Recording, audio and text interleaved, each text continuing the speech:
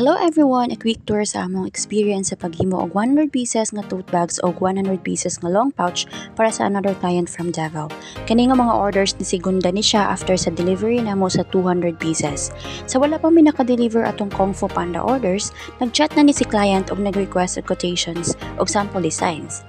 Again, ipangayo jud namo ni sa Ginoo. And after pila ka days, nag-follow up mi nila if modayon pa ba kay para maandam sad namo ang mga tokens since they need it in 1 week. Normally, 100 pieces is for 1 week. Pero kay nihangyo man sila sa 1 week and naaman pod milaay na makahelp ug tahi outside if dili makaya so ni go me. And yes, ni confirm sila through tawag. Pero dili lalim ang process ani kay first time namo nagtahi og 100 pieces na pouch. Plus we decided na kami lang sa magtahi.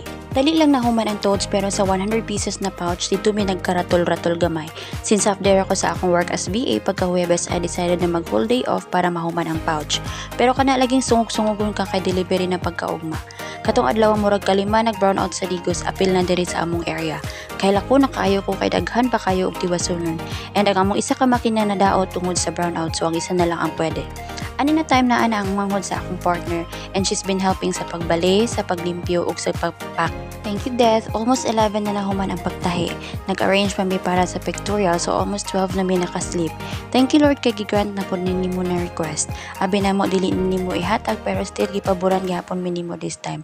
Salamat kayo Ginoo sa safe travel.